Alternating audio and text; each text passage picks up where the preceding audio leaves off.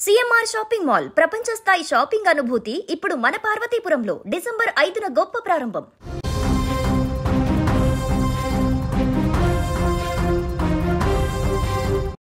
అఖండ 2 చిత్రం చివరి నిమిషంలో వాయిదా పడడం టాలీవుడ్ లో సంచలనంగా మారిందని చెప్పుకోవచ్చు. డిసెంబర్ 5న విడుదల కావాల్సిన ఈ భారీ సీక్వెల్ కు ఆర్థిక లావాదేవీల వివాదమే ప్రధాన కారణంగా కూడా తేలింది.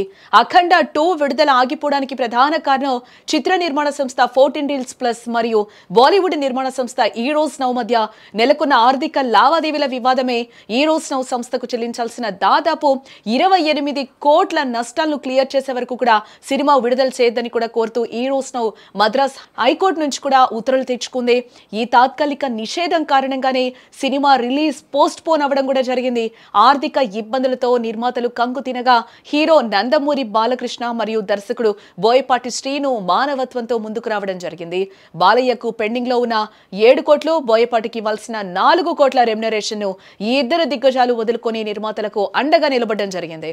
ఈ చర్యల ఫలితంగా నిర్మాతలు సమస్యలను దాదాపుగా పరిష్కరించుకున్నారు. ఆర్థిక సమస్యలు పరిష్కారం అయినప్పటికీ మద్రాస్ హైకోర్టు విధించిన తాత్కాలిక నిషేధం ఏదైతే ఉందో దీని కారణంగా సినిమా విడుదల ఆగిపోయింది ప్రస్తుతం. ఈ నేపథ్యంలో నిర్మాతలు నేడు మద్రాస్ హైకోర్టులో అప్పీల్కు వెళ్లనున్నట్లుగా కూడా తెలుస్తోంది. నేడు కోర్టులో నిర్మాతలకు అనుకూలంగా తీర్పు వస్తే ఈ రోజు రాత్రి నుంచే ప్రీమియర్ షోలు ప్రదర్శించి రేపటి నుంచే శనివారం అధికారికంగా సినిమాను విడుదల చేస్తారని కూడా విశ్వసనీయ సమాచారం అయితే అందుతోంది. దీంతో కోర్టు తీర్పు కోసం ఫ్యాన్స్ అయితే ఉత్కంఠగా ఎదురు చూస్తూ ఉన్నారు ప్రస్తుతం.